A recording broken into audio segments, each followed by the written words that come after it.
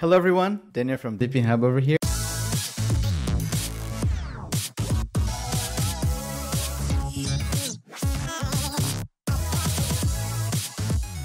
Hello everyone, Daniel from DePIN Hub over here, and today we have the pleasure to have Jing, the queen of DePIN, right? We've been in this space for quite some time. Actually, we met each other for the first time was in 2022 in Consensus in Austin. When I first started learn everything they were doing, it was quite interesting. And then over the time, we've been super close together with the team of IoTeX, learning everything they're doing, super exciting. They're carrying the flag of DePIN. And yeah, it's just been always a pleasure to spend time with them. The whole team, I think every couple of months we meet each other in some part of the world, right? It's been super cool.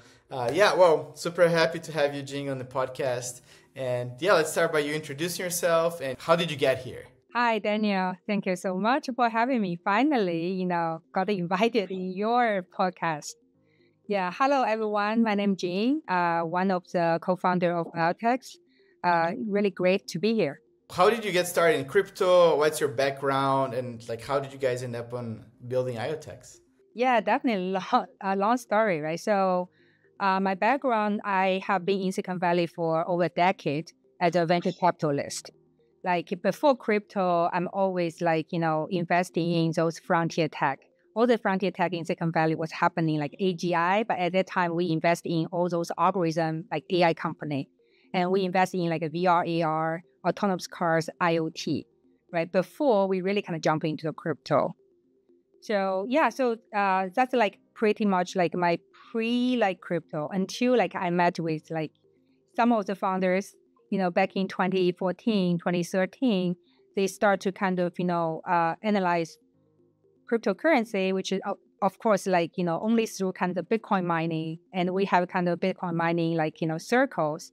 And later, but it not really kind of attracted me. I feel okay, so Bitcoin mining is cool and cryptocurrency is cool. But, my interest is always how this technology can actually apply to more verticals and have the real kind of use cases or applications which can impact the real world. And until we met with a smart contract platform by Ethereum, and which is to us it's programmable platform which can be used to enable all the developer, they can create a different type of applications on a decentralized, platform. That's the first time, right? So we see this technology actually can be applied to different vertical instead of only one kind of cryptocurrency. So we as an investor definitely, kind of, naturally curious. So we start to kind of learn and research into this space, and we learn from the smartest kind of founders and smartest investor in this space back in 2015 and 16. We actually kind of end up we become kind of the LP investor into Polychain or some of the biggest right now the biggest kind of crypto investor. And also we are the earliest investor into the big project SETA network, Brave, which is a BAT network.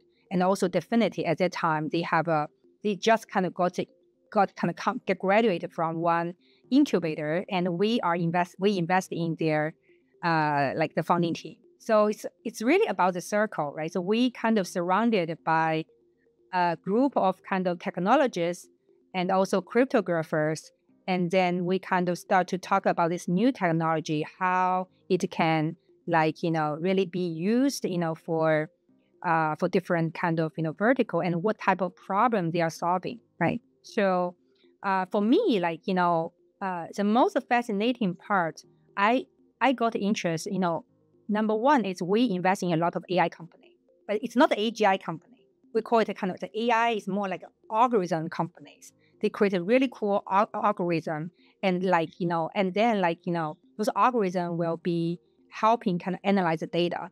So back in 2014, a lot of big data companies come out, and then a lot of algorithms can apply to those data, analyze the data, make it useful. So that's the kind of beginning of that stage. But then we invest in a couple of those companies, and eventually we realize those companies, they don't really have the access to the data because all the data are owned by big company. And then as a result, they will not be able to like unlock the value of the data or be able to easily kind of build application on top of data, and end up they all kind of got acquired by the big company, right? So this kind of make me realize, okay, so if this will be kind of trained, and the problem is like we don't really have open source like tech stack, and we also don't have the open access to data. And eventually this will kind of limit the innovation in this space, limit the value of the data to be kind of used and applied to like the application. And also it can lead to like the ownership of the data, like user which generate the data, they actually are not a part of this data economy, right? So all the things, from my side, and when I see there's a kind of open and decentralized, technology, which is blockchain, and kind of, it can open up the possibility and alternative ways to create a new economy. That's how, like, all the things kind of started, and we start to kind of, got into the crypto. Yeah, of course. I mean, it was basically after Ethereum that I'm sure there was all the projects before that came with the idea of like smart contracts that actually added this like extra layer of utility into blockchain, right? There's a lot of things that were added after the smart contracts were added to the blockchain, and I think you guys were all part of this, being part of Silicon Valley, understanding everything that was happening. And I was thinking, how can we use the blockchain with my background and all these things that have been working with AI to build something new, something really exciting. And how did you guys get to know the other co-founders? There's Roland, there's Kevin. What was the story of the inception of this great project that's IoTeX, right? Really kind of history. So basically, still like, just like get back, I'm as a venture capitalist, I'm surrounded by like, so it's like technologists and also like a lot of kind of pioneers, who are kind of explore all type of different new technology, right? So I met with Lauren back in like I think late 2015, early like 2016. So at that time, we start to look at, like the smart contract platform. And Lauren is an expert in the cryptography. I think Lauren probably is kind of the best like a cryptographer I know, and which really kind of, understand the entire kind of tech stack of blockchain, right? So, and we kind of just like, talk with Lauren about like, okay, so what's a potential, like what this technology can really kind of be used. And I think Lauren is the first one, like, really taught me, hey, it's machine. Like, like a blockchain, the natural kind of user, instead of human, actually is machine. Because, machine, number one, like, you can imagine, like, now it's already a reality, but like 10 years ago, it's still kind of prediction, which is like, eventually machine plus intelligence, they will be kind of, create a very big portion, like 50% of the portion of the kind of productivity for the whole world. That's very possible. Of course, at that time, it's a prediction.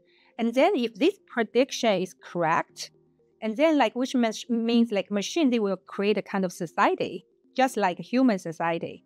And how they coordinate with each other, and how those kind of, coordination, like, which machine produce, what type of like productivity, and how like those machine can be like rewarded, it's almost impossible to use our existing kind of payment system, incentive system, or like even like the information system, right? It has to be kind of everything like autonomous.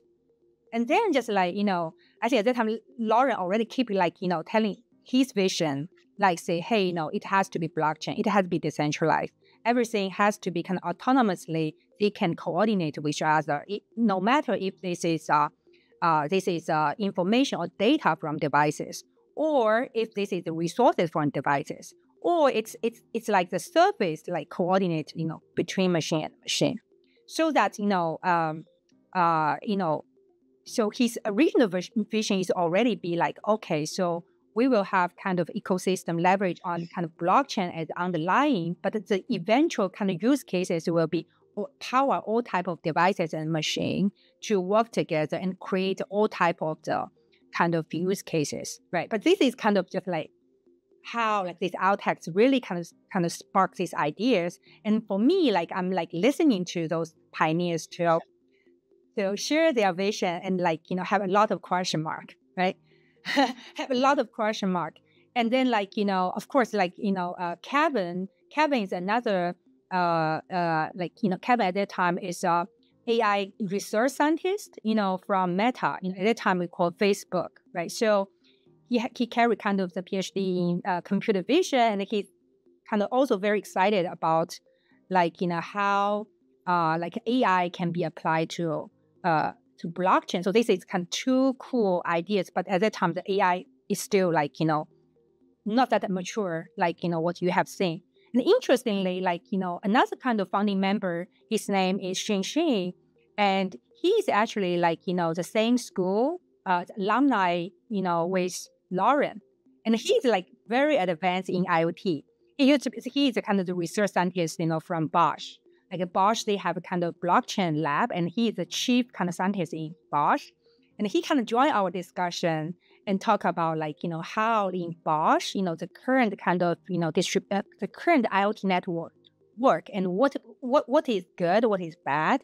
He definitely like see clearly, like, at that time, what cannot work in terms of the, how to create a kind of device IoT network.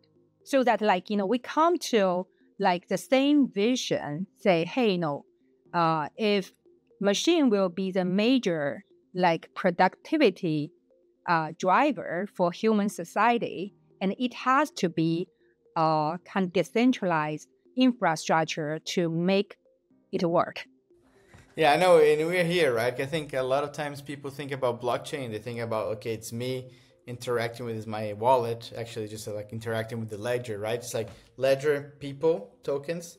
But actually, I think what you guys were envisioning like a long time ago, and it's kind of like reality, or it should be for a lot of people, that without even understanding that machines going to be talking to machines, instead of you talking to the blockchain, the machines are going to be talking to the blockchain, right?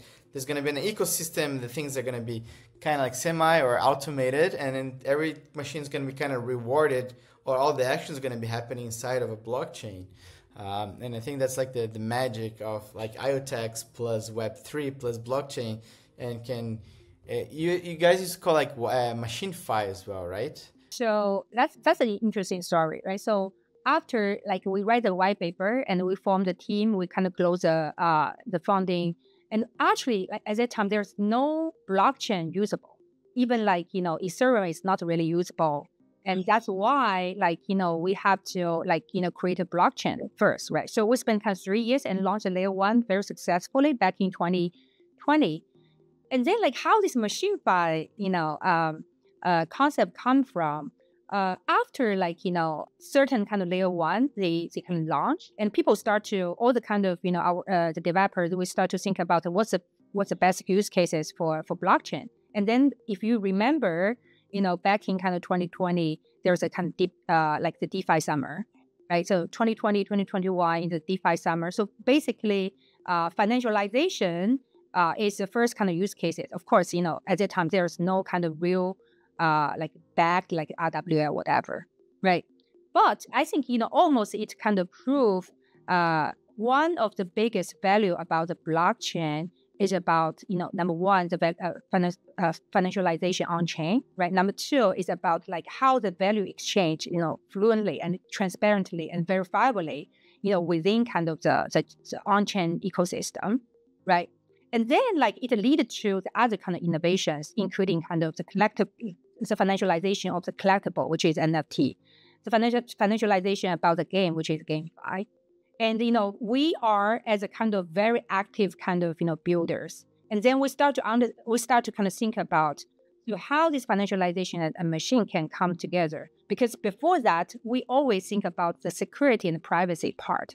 And we even like, we launched some of the world's first kind of, on-chain, like privacy focused, camera we call YouCan. Now still it's there. But we kind of almost like, test the market, understand actually instead of privacy, the financialization part is even more important, and that's kind of the real original value brought by the blockchain and the decentralized kind of system. So that's why, once we kind of understand that part, and we come up with this kind of more complete vision, we call the machine-fi, the financialization of the machine and machine network, right? So so sometimes we say, hey, actually we are the of the currently we call it the DePIN. But I think, there are kind of group of pioneers, they kind of share the similar vision almost at the same time, maybe half year apart. And then after we kind of publish the machine-fi paper, and you will see there are a lot of discussion because you are already in the Helium ecosystem, and you see all those kind of pioneering investors come up with a token incentivized tipping, token incentivized network, and edge vibe from borderless, right? So very similar.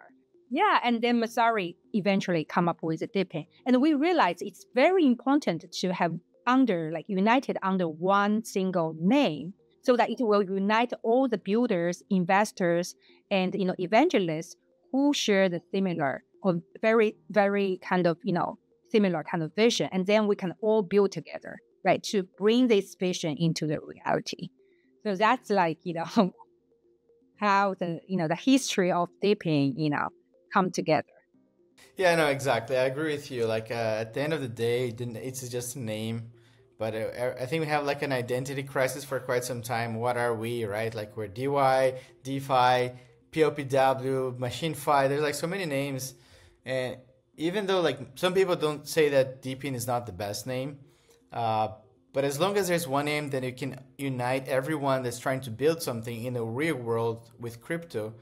Let's call it DePIN and let's build DePIN Hub or other things, right? DePIN Scan, for example. I think the market is so broad, and when you start touching the real world, it's so much broader than DeFi, for example, that there's space for everyone to grow and flourish. And if we just work together, we add value to each other, this ecosystem is going to thrive instead of being fighting and things like that. One question that I have here is that we're going to start with IoTeX, and then how did you guys transition to WebStream, or how can you explain a little bit what a WebStream is for our listeners? I think a lot of people see WebStream in a lot of places when they start researching and learning more about IoTeX. We start as we started with a layer one, blockchain, right? But there are many layer ones.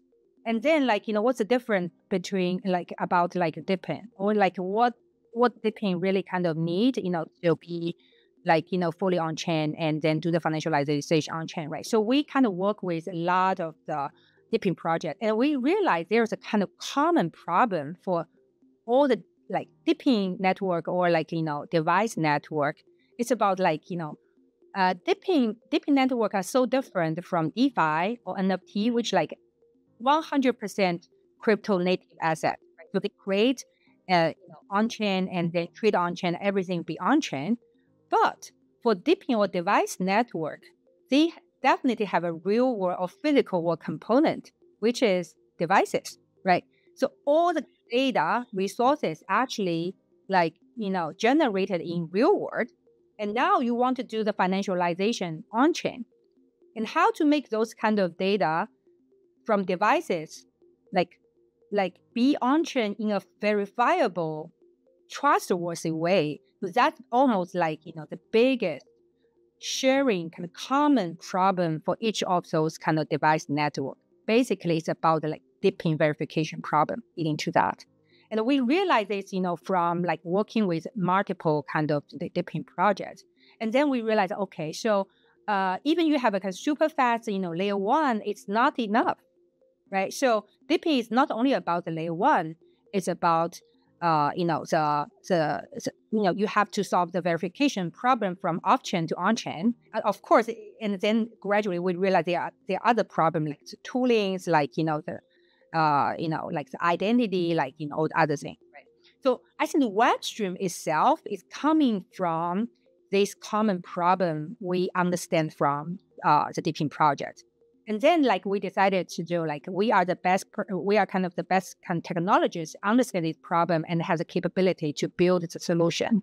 And then this solution, we can identify it as a kind of middleware instead of any of the a layer one or whatever kind of protocol. Right? So WebStream itself is like off-chain off-chain computing protocol, and to solve the DePIN verification problem. Yeah, it's always a big issue, right? Like if you think when you're just thinking about blockchain on software and the computer and the internet, and you have everything's like on the blockchain, it's like safer. But then you have a sensor in your hand. How you're gonna verify that this sensor in your hand is actually what you're saying it is, right? Because it's much harder to verify like a physical device than something that's only on living on the ledger, for example. You have IoTeX that is like a layer one, focus a lot on the IoT world, the physical world. Why do you think this blockchain like makes it better than, building on Ethereum, Polygon, on Solana? Why will the project that has any physical device choose to work with IoTeX, for example? So good question, right? So first of all, I would say a DePIN project, when they kind of come from like the real world to Web3, like they not really handle like the on-chain problem, right? So it's like really a long cycle. It's much harder than kind of a GameFi or NFT project. It's like, end to end, there's kind of a full stack, from the devices, hardware, right, to the data, and to the the verification, and then to the the data availability and the blockchain smart contract, and the blockchain itself is actually only a settlement, right? So it's a kind of settlement layer, for the token and token incentive, right? So most of the general purpose kind of blockchain, right? So for them, they actually the first priority is really about the layer one blockchain, how to make the blockchain fast and all the things, right? But they are not kind of particularly kind of focused on one vertical, right? So, and the reason why they choose us is probably we are the most focused, and maybe we are the largest and the earliest kind of player who are kind of purely focused on the DePIN. So we understand the user, we understand the problems of the builders, right? And also based on those kind of problem, and we create kind of the modules which to solve their problem, right? So it's not really about they are choosing us because of our layer one. They're choosing us because we provide all the modules, and which can kind of enable those DePIN builders to easily build and launch their network. Yeah, it's I like to say that it's so much harder to build a DePIN project than a lot of crypto projects, because you have the physical world, and just beside you have manufacturing, fulfillment, shipment. There's a lot of things that you need to take care of. The stack of building a DePIN project is so much deeper than usually just doing a DeFi project, right? You have so many components, everything that needs to be dealt with to understand, to build something that's actually valuable. And I love what you guys are building, that you have the whole stack ready, because the blockchain is almost the easiest part of building a DePIN project. The community, having people, the supply side. Then you have, of course, the demand side that's even more important than the supply side, but how you're going to bootstrap everything. It's quite a complicated, but I think with challenges come opportunities as well, right? I would say the blockchain part, the layer one part, will be abstract away. So for the end users, they don't really care which layer one they are building on top, or they have multiple choice. In our vision, every single kind of DePIN network eventually they will go multi-chain. Their users will be kind of spread on different chains. And then different chains, they will just if there's an e-commerce platform, one product can be kind of sold on the multiple kind of e-commerce platform, right? So it really doesn't matter, and the entire kind of layer one will be abstract away. And what really care is about interface, which will kind of directly interact for the users on daily basis, right? And for us, we want to be kind of this layer. So we kind of being the onboarding platform for DePIN users and also for the DePIN networks. And then it's really up to the users and the builders to choose which chain they want to build on, or they can choose they want to be on multiple chain. So for us, our focus will be vertical, Like, okay, so we have the best resources and the best knowledge and the best modules to provide to the DePIN sector, right? So we kind of provide this, like all the resources they needed, and then we even like, kind of include all the builders, like not us, we are not the only builders in this sector, right? So we work with, a lot of other modular kind of infra builders together, right? So include them into this framework, right? And then like, bring the best service to the DePIN builder so that they can focus on like their own vertical and their own applications. Yes, no, I absolutely agree with you. Like, it's so hard to build a DePIN project, or like let the founders focus on their niche, on the product they're trying to build, and not actually trying to build a blockchain project, right? I think the same way that when you're actually using the internet, you don't really care if you're using Amazon or Google Cloud or someone else's computer, as long as it works and it works well, right? So I think that's what the blockchain is going to be in the end. It's just like it's a medium that's going to go and work in the background. It's going to be seamless. You're not going to care about. It's just going to work, right? Tell me a little bit about the DePIN Surf. I think that's an exciting topic as well. You guys have you already built the first cohort in the DePIN Accelerator, and then you're going to start the second one right now. Can you give a short TLDR about the DePIN Surf? Definitely, yeah. So, thank you so much for being a kind of mentor, in our DePIN Surf cohort 1. So DePIN Surf is an accelerator program,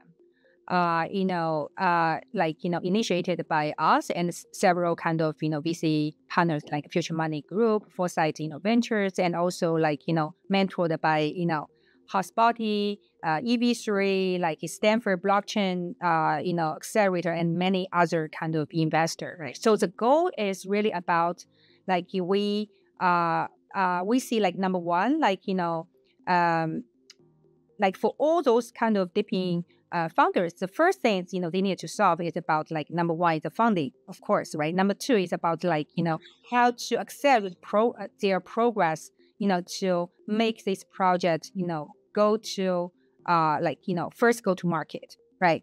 Like get the things right and understand so thoroughly like what's the most important thing to create kind of successful DePIN network, and how to launch in community at the first time, right? So those are kind of like, not really kind of technology driven, but very important, to bootstrap a kind of DePIN network. So we, as a kind of ecosystem, go-to ecosystem platform, and then we kind of put together all the resources. And then of course, select, a group of kind of really outstanding DePIN builders, and we see they have a kind of big vision, and we see they have kind of capability to execute, but they are lack of kind of certain type of resources, right? So we kind of help together with the industry resources, we put together, and to help accelerate progress for them to go to market. Yeah, it's been really nice being part of the first cohort. And it's so nice because you get to know so many good founders, good projects coming to market, great ideas, new ideas, right? I think, being part of the accelerator program has been really enlightening, opportunity to get to know the projects, get closer from you guys as well. We are actually very impressed by all the founders, through the past kind of 3 months, how much progress, they have made. When they come in, they are small project, with kind of really great kind of concept, but, without a really kind of impressive metrics yet, right? But after they graduate from the DePIN Surf, and then, I think almost everyone, they made tremendous kind of, progress in terms of metrics, device sale numbers, or no sale numbers, or application downloads, and as well as the funding progress. Almost everyone, they raise the fund, right? So that's which is great, and helps them to have enough kind of capital to put together, the team, and then, can focus on the build, right? So for us and, also our mentors, I think, we are willing to, give more resources, and we also learn, and we also kind of start to learn, what's the best practice, what's the best resources they need, right? So I think the cohort 2 will be even more amazing. Yeah, we already see some really high potential, project. And most importantly, we see some of the really interesting kind of use cases we never seen before. Yeah, I think that's the best part of DePIN, right? There's so many different use cases. And for you guys listening out there, make sure to check depin.surf. HTTPS / depin.surf. That's the website. Yeah, I mean, one thing that I wanted to touch, but I'm not going to touch this episode is about IoTeX 2.0. I think we're going to leave it in, like a couple weeks. We're going to have Roland from the CEO of IoTeX as well on the show. And it's going to be a show a lot focused on that. So I'm just gonna come back in the next 2-3 episodes for the episode with Roland. Yeah, where can people follow and learn more about IoTeX, Jing? All the social channels, right? So you can follow our x.com account, which is IoTeX IoTeX /IO, and then you can find our official account and all the kind of other accounts. And then if you want to see all the resources and about IoTeX, you can go to our official website, which is IoTeX.io, right? And if you want to kind of really kind of be part of the community, the best way is to join our Telegram group and also our Discord channel. By the way, right now, in our Discord and our community, actually we are kind of holding the largest, the best, the largest kind of DePIN ecosystem airdrop, on Galaxy. So we will encourage everyone, if you are interested in DePIN, and definitely you should kind of check out. We have 5 really amazing DePIN project, pre-TG DePIN project, which are building on top of IoTeX, and then they are. This is your chance to make your contribution and check out their website and understand what they are doing. And then if you are interested, you can be part of the early adopter. Exactly. Make sure to join. I'm going to put all the links in the description of this podcast, where you're looking on YouTube or I don't know, Apple, Spotify, anywhere. We're going to add all the information there.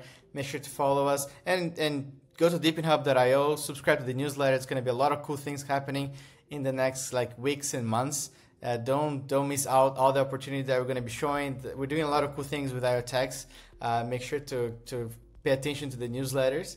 And yeah, see you guys on the next episode. And thanks so much, Jing. It's always a pleasure to hang out with you anywhere we are in the world. I know we're going to at least see each other in September in Singapore with the biggest real world event ever. So I'm really, really looking forward for that. I'm going to put all the information here. And yeah, see you soon. Thank you. Thanks so much for joining. Thank you, everyone.